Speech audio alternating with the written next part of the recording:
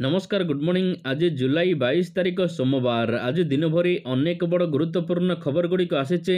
राज्य सरकार एवं केंद्र सरकार अनेक नुआ योजना सहित छात्र छात्री गुरुत्वपूर्ण सूचना रही। तेबे आसंतु आज सकाळ आसीथिबा 25 टी बड़ खबर उपरे नजर पकाइबा। प्रथम खबर, आज विधानसभा अधिवेशन। आज आरंभ होउछि विधानसभार बजेट अधिवेशन। दुईटी पर्याय रे एही अधिवेशन सेप्टेम्बर 13 पर्यंत चलिबो। तेबे अधिवेशन रे मोट 27 टी कार्य दिवस थिबा बेले जुलाई 25 तारिख रे 2024-25 आर्थिक वर्षर पूर्णांग बजेट उपस्थापन हेबो। मोहन माझी सरकारंकर एहा प्रथम विधानसभा बजेट अधिवेशन। एथिपाई सुरक्षा व्यवस्था को कड़ाकड़ी करा जायछि। 3 थाकिया सुरक्षा बलय भितर रहिबो विधानसभा। मोट 30 प्लाटून पुलिस फोर्स मुतयन हेबे। परवर्ती खबर, आज श्रावण मासर प्रथम सोमवार। आज श्रावण मासर प्रथम सोमवार होइथिबारु राज्यर समस्त शैवपीठ गुड़िकरे जल लागि करिबे श्रद्धालु। तेबे काउडिया मानकर सुरक्षा पाई ट्रैफिक व्यवस्था को कड़ाकड़ी करा जायछि। भुवनेश्वर रे लिंगराज मंदिर एवं अन्यान्य 26 टी स्थान रे समस्त सुरक्षा व्यवस्था को कड़ाकड़ी करा जायछि। राजधानी रे काउडिया जिबा आसिबा बाटरे मोबाइल पेट्रोलिंग पीसीआर रहिबो। दुर्घटना रोकिबा सहित आशु चिकित्सा पाई छक मानकरे स्टाफ नियोजित कराजिबो। मेडिकल यूनिट मध्य रहिबे। जल उठाइबा स्थान रे विभिन्न नदी पठारे ओड्राफ एवं फायर ब्रिगेडर उपस्थित रहिबे। विभिन्न स्थान रे सीसीटीवी रे नजर रखाजिबो। परवर्ती खबर, रामचंद्र काडाम कांग्रेस विधायक दल नेता होइचंती। कांग्रेस नेता रामचंद्र काडाम कांग्रेस विधायक दल नेता नियुक्ति होइचंती। ए नै एआईसीसी पक्षर विधिवत सूचना जारी करा जायछि। सेहि भली कांग्रेस नेता अशोक दास विधायक दलर उपनेता नियुक्ति होइचंती। सीएस राजन एका कांग्रेसर मुख्य सचेतक भाବରେ नियुक्ति होइचंती। परवर्ती खबर, एणिके जांच हेबो स्कूल बस। एणिके स्कूल बस र नियमित जांच कराजिबो। स्कूल बस रे अग्नि निरापत्ता नियम पालन को सुनिश्चित करिबा दिगरे राज्य परिवहन प्राधिकरण पक्षर निर्देशनामा जारी करा जायछि। बस भितरे अग्नि निरापत्ता नियम ठीक भाव पालन करा जाउछि कि नाही यह जांच कराजिबो। एथिरे खिलाफ थिले दृढ़ कार्यानुष्ठान ग्रहण कराजिबो बोली परिवहन कमिश्नर अमिताभ ठाकुर सूचना देइचंती। सबु आरटीओ को चिठी लिखि निर्देश देइचंती परिवहन कमिश्नर। छात्र छात्री सुरक्षा को दृष्टि रखी एपरी कड़ा पदक्षेप निया जाइथिबा से कहिचंती। परवर्ती खबर, आज मैट्रिक सप्लीमेंटारी परीक्षा। जुलाई 22 आज राज्य में मैट्रिक सप्लीमेंटारी परीक्षा आरंभ होइछि। ओडिशा माध्यमिक शिक्षा परिषद द्वारा परिचालित मैट्रिक सप्लीमेंटारी और राज्य मुक्त विद्यालय सर्टिफिकेट परीक्षा आज आरंभ होई जुलाई 31 तारिख पर्यंत चलिबो। वार्षिक हाईस्कूल सर्टिफिकेट बा मैट्रिक परीक्षा रे अकृत कार्य एवं अनुपस्थित रहिथिबा परीक्षार्थी माने आज सप्लीमेंटारी परीक्षा देउचंती। गणित व्यतीत प्रत्येक विषय पूर्वाह्न 9 टारू आरंभ होई पूर्वाह्न 11टा पर्यंत चलिबो। प्रार्थी को ओडिया मैट्रिक सप्लीमेंटारी परीक्षा रे गणित विषय पाई अधिक 15 मिनिट समय दियाजिबो। परवर्ती खबर, 23 तारिख रे आउ एक लघुचाप आशंका। गोटे लघुचाप प्रभाव रे राज्य रे वर्षा जारी रहिथिबा बेले 23 तारिख बेलू आउ एक लघुचाप सृष्टि हेबा नै आशंका देखा गलानी। फल राज्य में प्रबल प्रबल वर्षा हेबा नै आंचलिक पाणीपाग विभाग पक्षर आकलन करा जाउछि। सेपटे बंगोपसागर रे सृष्टि होइथिबा अवपात एबे दुर्बल हेबार लागिछि। यह प्रभाव रे राज्य रे विभिन्न स्थान रे वर्षा जारी रहिछि। आज 11 जिला को एथिपाई येलो वार्निंग जारी करा जाइछि। विशेषकर दक्षिण ओडिशार किछि स्थान रे प्रबल वर्षा संभावना रहिथिबा बेले कोरापुट जिलार समस्त अधिकारी छुट्टी को 23 तारिख में बातिल करा जाइछि। परवर्ती खबर, खूब शीघ्र हेबो रत्न भंडार मरामती। आरंभ हेबो रत्न भंडार मरामती। खूब शीघ्र रत्न भंडार स्थिति जांच परे एएसआई अनुमति आरंभ करिबे एवं एहा परे गणति एवं मरामती कराजिबो बोली आईन मंत्री पृथ्वीराज हरिचंदन कहिचंती। गतकाली श्रीमंदिर जाई महाप्रभुंक दर्शन करथिले मुख्यमंत्री एवं आईन मंत्री। एहा परे मोहन चरण माझी एवं आईन मंत्री पृथ्वीराज हरिचंदन श्रीजीउंक दर्शन करी आशीष भिक्षा करिचंती। सिंहद्वार रे पहुंचिबा परे सेमानंकु स्वागत करथिले ଶ୍ରୀମନ୍ଦିର ସେବାୟତ। ଦର୍ଶନ ସରିବା ପରେ ରତ୍ନଭଣ୍ଡାର ପ୍ରସଙ୍ଗରେ ପ୍ରତିକ୍ରିୟା ରଖିଥିଲେ। ଖୁବ୍ ଶୀଘ୍ର ଗଣତି ଏବଂ ମରାମତି କରାଯିବ ବୋଲି ଆଇନ ମନ୍ତ୍ରୀ କହିଛନ୍ତି। ପରବର୍ତ୍ତୀ ଖବର, ରାଜ୍ୟରେ ଚାଉଳ ଚୋରି କରୁଛି କିଏ? ଚାଉଳ ଚୋରିକୁ ନେଇ ଯୋଗାଣ ମନ୍ତ୍ରୀଙ୍କ ବୟାନ ପରେ ବିଭିନ୍ନ ମହଲରେ ହଲଚଲ ଦେଖିବାକୁ ମିଳିଛି। ଏହା ସହିତ ଛାନିଆ ହୋଇପଡ଼ିଛନ୍ତି ଡିଲର ସଂଘ ଓ ଯୋଗାଣ ଠିକାଦାର। କିନ୍ତୁ ଚାଉଳ ଚୋରି କରୁଛି କିଏ, ଏହାକୁ ନେଇ ଏବେ ବଡ଼ ପ୍ରଶ୍ନ ଉଠିଛି। ମନ୍ତ୍ରୀଙ୍କ କଥାକୁ ଖଣ୍ଡନ କରି ଯୋଗାଣ ଠିକାଦାର କହିଛନ୍ତି, ଚାଉଳ କୌଣସି ସ୍ଥାନରେ ଚୋରି ହେବାର ସମ୍ଭାବନା ନାହିଁ। ସରକାରୀ ଗୋଦାମରୁ ଚାଉଳ ଟ୍ରକରେ ଲୋଡ୍ ହୋଇ ଓଜନ କରାଯାଉଥିବା ସ୍ଥାନରେ ପହଞ୍ଚିଥାଏ। ସେଠାରେ ଡିଜିଟାଲ ଓଜନ ହେବା ପରେ ସେହି ସ୍ଥାନରେ ଥିବା ଅଧିକାରୀଙ୍କ ଅନୁପସ୍ଥିତିରେ ଟ୍ରକ୍ ବାହାରିଥାଏ। ତେଣୁ ଚାଉଳ ବିଭିନ୍ନ କଣ୍ଟ୍ରୋଲ କେନ୍ଦ୍ରକୁ ସେଠାରୁ ହିଁ ଯାଇଥାଏ। ସେଠାରେ ପ୍ରତି ବସ୍ତାକୁ ଓଜନ କରି ରଖାଯାଏ। ଯଦି କୌଣସି କାରଣରୁ ବସ୍ତାରେ ଚାଉଳ କମ୍ ରୁହେ, କଣ୍ଟ୍ରୋଲର ଅଭିଯୋଗ କରିବା ପରେ ବାକି ଚାଉଳ ସେମାନଙ୍କୁ ମିଳିଥାଏ। ପରବର୍ତ୍ତୀ ଖବର, ଆଜିଠାରୁ ସଂସଦରେ ବଜେଟ୍ ଅଧିବେଶନ। ଜୁଲାଇ 22 ତାରିଖ ଆଜିଠାରୁ ସଂସଦର ବଜେଟ୍ ଅଧିବେଶନ। ଗୃହକୁ ସୁରୁଖୁରୁରେ ଚଲାଇବାକୁ କେନ୍ଦ୍ର ସରକାର ଗତକାଲି ସର୍ବଦଳୀୟ ବୈଠକ ମଧ୍ୟ ଡାକିଥିଲେ। ଏଥିରେ ସରକାର ସମସ୍ତ ପାର୍ଟିର ସହଯୋଗ ଲୋଡ଼ିଛନ୍ତି।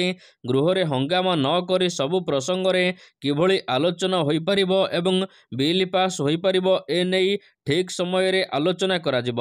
ତେବେ ଏହି ମିଟିଂରେ ମମତା ବାନାର୍ଜୀଙ୍କ ତୃଣମୂଳ କଂଗ୍ରେସ ସାମିଲ ହୋଇନଥିଲା। ବଜେଟ୍ ଅଧିବେଶନ ଜୁଲାଇ 22ରୁ ଅଗଷ୍ଟ 12 ତାରିଖ ପର୍ଯ୍ୟନ୍ତ ଚାଲିବ। 23 ତାରିଖରେ ଲୋକସଭାରେ ପୂର୍ଣ୍ଣାଙ୍ଗ ବଜେଟ୍ ଆସିବାର ଅଛି। ଅର୍ଥମନ୍ତ୍ରୀ ନିର୍ମଳା ସୀତାରମଣ ବଜେଟ୍ ଉପସ୍ଥାପନ କରିବେ। ପରବର୍ତ୍ତୀ ଖବର, ଆଜି ଆସିବ ସଂସଦରେ ଇକୋନୋମିକ୍ ସର୍ଭେ ରିପୋର୍ଟ। ମୋଦି ସରକାରଙ୍କ ତୃତୀୟ କାର୍ଯ୍ୟକାଳର ପ୍ରଥମ ବଜେଟ୍ ଆଜିଠାରୁ ଆରମ୍ଭ ହେବାକୁ ଯାଉଛି। ତେବେ ଏହାର ପରଦିନ ଅର୍ଥାତ୍ ଜୁଲାଇ 23 ତାରିଖରେ ନିର୍ମଳା ସୀତାରମଣ ସଂସଦରେ 2024-25 ବର୍ଷ ପାଇଁ ପୂର୍ଣ୍ଣାଙ୍ଗ ବଜେଟ୍ ଉପସ୍ଥାପିତ କରିବେ। ଏହା ପୂର୍ବରୁ ଆଜି ଆସିବାକୁ ଯାଉଛି ଇକୋନୋମିକ୍ ସର୍ଭେ ରିପୋର୍ଟ। ଆର୍ଥିକ ସର୍ଭେ ରିପୋର୍ଟ 2023-24 ଲୋକସଭାରେ ଆଜି ମଧ୍ୟାହ୍ନ 1ଟା ବେଳେ ଉପସ୍ଥାପିତ ହେବ। ଅପରାହ୍ନ 2ଟା ବେଳେ ରାଜ୍ୟସଭାରେ ଉପସ୍ଥାପିତ ହେବ। ଅପରାହ୍ନ 2:30 ବେଳେ ଏନେଇ ନ୍ୟାସନାଲ ମିଡିଆ ସେଣ୍ଟରରେ ସାମ୍ବାଦିକ ସମ୍ମିଳନୀ ଅନୁଷ୍ଠିତ ହେବ। କେନ୍ଦ୍ର ସରକାରଙ୍କର ମୁଖ୍ୟ ଆର୍ଥିକ ପରାମର୍ଶଦାତା ଭି ଅନନ୍ତ ନାଗେଶ୍ୱରମ୍ ଆର୍ଥିକ ସର୍ଭେ ରିପୋର୍ଟ ଉପସ୍ଥାପିତ କରିବେ। ପରବର୍ତ୍ତୀ ଖବର, ଓଡ଼ିଶା ଫୁଟବଲ ସଂଘର ନୂଆ କମିଟି। ଆସନ୍ତା 4 ବର୍ଷ ପାଇଁ ନୂଆ କମିଟି ଗଠନ କରିଛି ଓଡ଼ିଶା ଫୁଟବଲ ସଂଘ। ରାଇଜିଂ ଷ୍ଟୁଡେଣ୍ଟ ସଂଘର ପ୍ରତିନିଧିତ୍ୱ କରୁଥିବା ପୂର୍ବତନ ମନ୍ତ୍ରୀ ତଥା ବିଜେପି ନେତା ସମୀର ଦେ ସଂଘର ସଭାପତି ହୋଇଛନ୍ତି। ବିନା ପ୍ରତିଯୋଗିତାରେ ଆଶୀର୍ବାଦ ବେହେରାଙ୍କୁ ପୁଣି ସଂଘର ସମ୍ପାଦକ ଭାବରେ ଚୟନ କରାଯାଇଛି। ଏହା ସହିତ 8 ଜଣ ଉପସଭାପତି, 3 ଜଣ ଯୁଗ୍ମ ସମ୍ପାଦକ ଏବଂ ଜଣେ କୋଷାଧ୍ୟକ୍ଷ ଭାବରେ ନିର୍ବାଚିତ ହୋଇଛନ୍ତି। ଗତକାଲି ସଂଘର ସାଧାରଣ ପରିଷଦ ବୈଠକରେ 2024-25 ବର୍ଷ ପାଇଁ ସଂଘର ଫୁଟବଲ ଖେଳ ସୂଚୀ ସମ୍ପର୍କରେ ଆଲୋଚନା ହୋଇଥିଲା। ଚଳିତ ମାସରେ ଆରମ୍ଭ ହେବ ଫାଓ ଲିଗ୍। ପରବର୍ତ୍ତୀ ଖବର, ଅଙ୍ଗନବାଡ଼ି କେନ୍ଦ୍ରରେ ଅଣ୍ଡା ସହିତ ମିଳୁଛି କୁକୁଡ଼ା ଛୁଆ। ଗୋଟିଏ କି ଦୁଇଟି ନୁହେଁ, 5ଟି କୁକୁଡ଼ା ଛୁଆ ମିଳୁଛି ମାଗଣାରେ। ସେ ପୁଣି ଅଙ୍ଗନବାଡ଼ି କେନ୍ଦ୍ରରେ। ଅଙ୍ଗନବାଡ଼ିରେ ଅଣ୍ଡା ସାଙ୍ଗକୁ ଏବେ ପିଲାମାନଙ୍କୁ କୁକୁଡ଼ା ଛୁଆ ଦିଆଯାଉଛି। ସରକାର ଶିଶୁ ଏବଂ ମହିଳା ବିକାଶ ପାଇଁ ଅନେକ ଯୋଜନା କରୁଛନ୍ତି। ଅଙ୍ଗନବାଡ଼ି ଜରିଆରେ ଗର୍ଭବତୀ ମହିଳା, କିଶୋରୀ ଏବଂ ଶିଶୁମାନଙ୍କ ପାଇଁ ବିଭିନ୍ନ ପୁଷ୍ଟିକର ଜାତୀୟ ଖାଦ୍ୟ ସାଙ୍ଗକୁ କୁକୁଡ଼ା ଅଣ୍ଡା ମଧ୍ୟ ମାଗଣାରେ ପ୍ରଦାନ କରାଯାଉଛି। ଭଦ୍ରକ ପୌରପାଳିକା ଅନ୍ତର୍ଗତ 27 ନମ୍ବର ୱାର୍ଡର ଅଙ୍ଗନବାଡ଼ି କେନ୍ଦ୍ରରେ ଅଣ୍ଡା ପରିବର୍ତ୍ତେ କୁକୁଡ଼ା ଛୁଆ ବଣ୍ଟନ ହୋଇଛି। ପରବର୍ତ୍ତୀ ଖବର, ଭାଙ୍ଗିଲା ଓଡ଼ିଶା ପ୍ରଦେଶ କମିଟି। ଭାଙ୍ଗିଲା ଓଡ଼ିଶାର ପ୍ରଦେଶ କମିଟି। ଏଆଇସିସି ସଭାପତିଙ୍କ ଅନୁମୋଦନ କ୍ରମେ ପିସିସିର ସବୁ କମିଟିକୁ ଭାଙ୍ଗି ଦିଆଯାଇଛି। ସମସ୍ତ କମିଟି ଭାଙ୍ଗିବା ସହିତ ସବୁ ପଦାଧିକାରୀଙ୍କୁ ଦାୟିତ୍ୱରୁ ହଟାଇ ଦିଆଯାଇଛି। ପିସିସି ଓ କାର୍ଯ୍ୟକାରୀ କମିଟି ମଧ୍ୟ ଭଙ୍ଗା ଯାଇଛି। ତେବେ ଜିଲ୍ଲା ସଭାପତିମାନେ ସଭାପତି ଦାୟିତ୍ୱରେ ରହିବେ ବୋଲି ଜଣାପଡ଼ିଛି। ପରବର୍ତ୍ତୀ ଖବର, ସର୍ବଦଳୀୟ ବୈଠକରେ ଯୋଗ ଦେଲାନି କଂଗ୍ରେସ। ପ୍ରଥମ ଥର ପାଇଁ କଂଗ୍ରେସ ସର୍ବଦଳୀୟ ବୈଠକରେ ଯୋଗ ନ ଦେଇ ପାରିବା ଦୁର୍ଭାଗ୍ୟଜନକ ବୋଲି କହିଛନ୍ତି କଂଗ୍ରେସ ବିଧାୟକ ତାରାପ୍ରସାଦ ବାହିନୀପତି। ତାରା କହିଛନ୍ତି ଏତେ ପୁରୁଣା ଦଳ କଂଗ୍ରେସର ନେତା ବଛା ହୋଇପାରୁନି, ଏଥିପାଇଁ କାହାକୁ କ'ଣ ଦାୟୀ କରିବେ? ପରବର୍ତ୍ତୀ ଖବର 24 ଘଣ୍ଟା ଭିତରେ ବଦଳିଲା ମୁଖ୍ୟମନ୍ତ୍ରୀଙ୍କ ନିଷ୍ପତ୍ତି। ଦିନକ ପରେ ବଦଳିଲା ନିଷ୍ପତ୍ତି। ହୋହଲ୍ଲା ପରେ ମୁଖ୍ୟମନ୍ତ୍ରୀ କହିଛନ୍ତି ବିଜୁ ପଟ୍ଟନାୟକ କ୍ରୀଡ଼ା ପୁରସ୍କାର ନାଁ ପରିବର୍ତ୍ତନ ହେବ ନାହିଁ।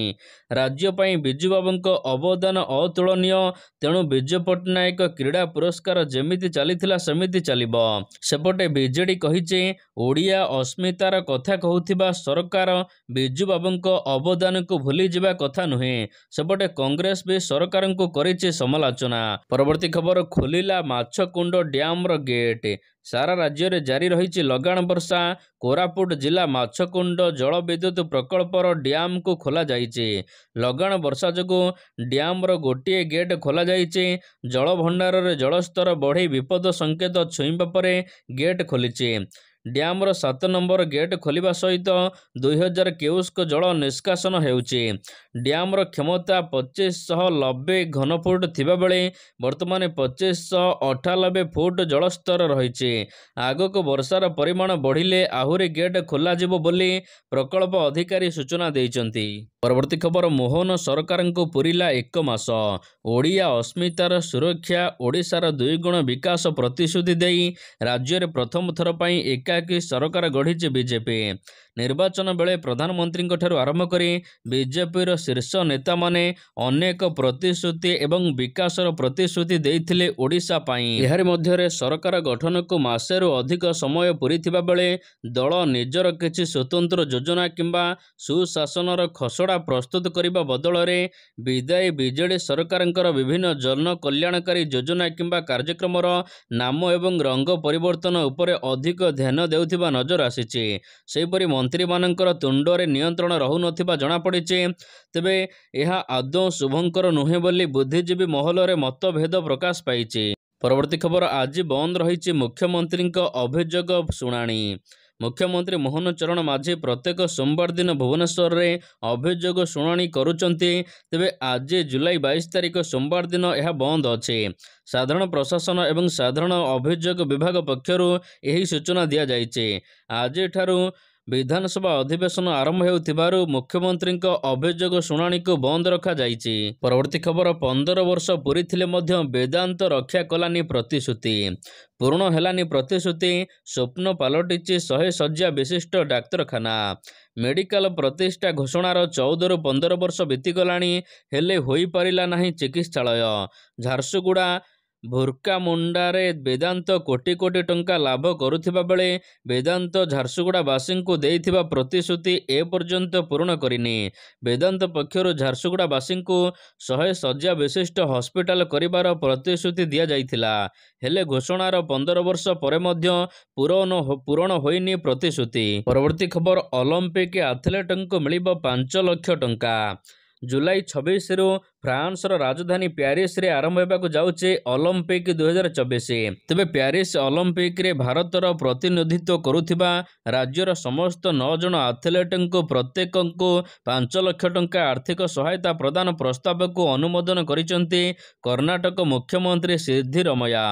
ଜୁଲାଇ 26ରୁ ଅଗଷ୍ଟ 11 ପର୍ଯ୍ୟନ୍ତ ଫ୍ରାନ୍ସ ରାଜଧାନୀରେ ଏହି ଖେଳ ଅନୁଷ୍ଠିତ ହେବ। ପରବର୍ତ୍ତୀ ଖବର ବିସିସିଆଇ ଦେବ ଭାରତୀୟ ଆଥଲେଟଙ୍କୁ 8.5 କୋଟି। ପ୍ୟାରିସ ଅଲିମ୍ପିକ୍ 2024 ଆରମ୍ଭ ହେବାକୁ ଯାଉଛି। ଏହା ପୂର୍ବରୁ ଭାରତୀୟ କ୍ରିକେଟ କଣ୍ଟ୍ରୋଲ ବୋର୍ଡ ଏକ ଗୁରୁତ୍ୱପୂର୍ଣ୍ଣ ନିଷ୍ପତ୍ତି ନେଇଛି। ଭାରତୀୟ ଆଥଲେଟଙ୍କୁ ସାହାଯ୍ୟ ପାଇଁ 8.5 କୋଟି ଟଙ୍କା ଦେବାକୁ ଘୋଷଣା କରିଛି। ବିସିସିଆଇ ସଚିବ ଜୟ ଶାହା ଘୋଷଣା କରିଛନ୍ତି।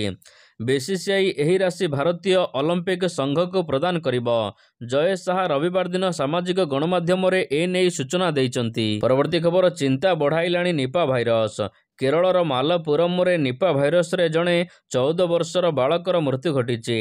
ରାଜ୍ୟ ସ୍ୱାସ୍ଥ୍ୟ ମନ୍ତ୍ରୀ ଏନେଇ ଶନିବାର ଦିନ ସୂଚନା ଦେଇଛନ୍ତି। ତେବେ ବାଳକ ମାଲପୁରମ ଜିଲ୍ଲା ବାସିନ୍ଦା ଥିଲେ। ତେବେ କେରଳରେ ଏବେ ନିପା ଭାଇରସ ଦେଖିବାକୁ ମିଳିଛି। ନିପା ଭାଇରସରେ 4 ଜଣରୁ ଅଧିକ ଏବେ ସଂକ୍ରମିତ ହୋଇସାରିଲେଣି। ପରବର୍ତ୍ତୀ ଖବର ବାଂଲାଦେଶୀଙ୍କୁ ଆଶ୍ରୟ ଦେବାକୁ ପ୍ରସ୍ତୁତ ଅଛନ୍ତି ବୋଲି କହିଲେ ମମତା ବାନାର୍ଜୀ। ସଂରକ୍ଷଣ ଉଚ୍ଛେଦକୁ ନେଇ ସାରା ବାଂଲାଦେଶରେ ଚାଲିଛି ହିଂସାତ୍ମକ ବିକ୍ଷୋଭ। ତେବେ ଏହାରି ମଧ୍ୟରେ ମମତା ବାନାର୍ଜୀ ବୟାନ ଦେଇଛନ୍ତି କି ପ୍ରଭାବିତ ହିଂସାର ଲୋକମାନେ ଯଦି ଭାରତ ଆସନ୍ତି ତେବେ ଆମ ସରକାର ସେମାନଙ୍କୁ ଆଶ୍ରୟ ଦେବ। ମମତା ବାନାର୍ଜୀ ଏନେଇ ସୂଚନା ଦେଇଛନ୍ତି। ପରବର୍ତ୍ତୀ ଖବର, ଟାଟା ସହିତ ହାତ ମିଳାଇଲା ବିଏସ୍ଏନ୍ଏଲ୍। ନିକଟରେ ଘରୋଇ ଟେଲିକମ୍ କମ୍ପାନୀ ଜିଓ ଏବଂ ଏୟାରଟେଲ୍ ଏହାର ଟାରିଫ୍ ପ୍ଲାନ୍ ମହଙ୍ଗା କରିଛନ୍ତି।